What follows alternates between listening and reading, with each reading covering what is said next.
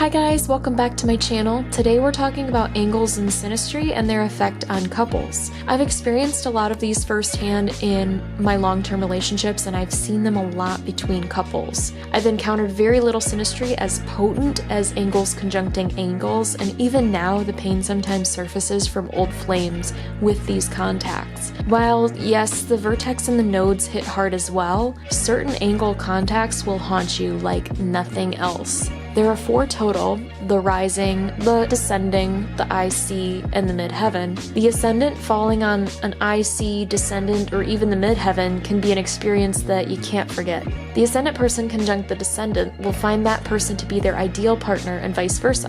Other aspects and the rulers of the ascendants and descendants play heavily into this, but typically there will be mutual attraction that almost feels unavoidable. What's really incredible is the amount of strangers who feel the two of you look like the perfect couple, or even just assume that you're together. Even with loose conjunctions, I've seen this over and over. There's just such an effortless camaraderie and partnership many times as both of you balance each other out in sometimes unexpected and complementary ways.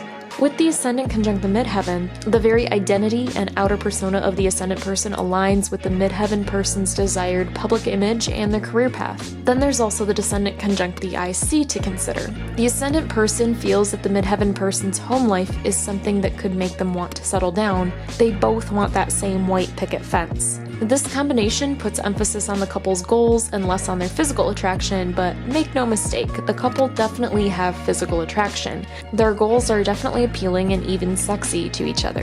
The midheavens and ICs conjunct are even more goal-oriented, as each of the individuals find it very hard to resist a relationship where each other's goals, public images, and home values all align. For Cancer and Capricorn dominance, this would be extra desirable. When the ascendant conjuncts the IC and the descendant conjuncts the midheaven, the magnetism is based off how the ascendant person connects to the IC person emotionally and how the ascendant person and IC person both feel safe together in their cozy bubble. The IC may even become dependent on the ascendant for emotional support.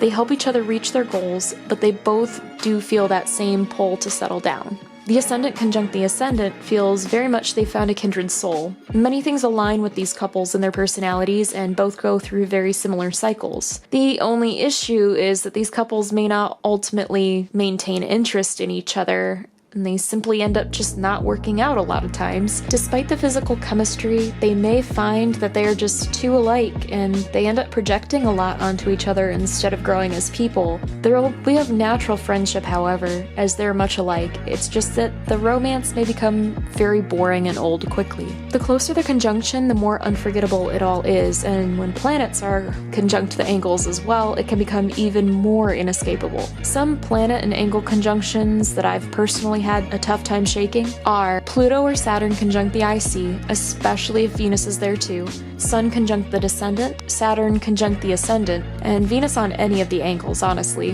There are more, of course, but those are the ones that I've found to be the toughest. Of course, these aspects never guarantee a relationship. They do go a long way towards bonding, however, long-term, and even marriage. But some synastry, unfortunately, is just so painful and unbearable that nothing can overcome it. And timing and maturity is also very important when you're factoring in everything. So please comment below if you've had these placements with somebody and what your experiences have been. And as always, thank you so much for watching.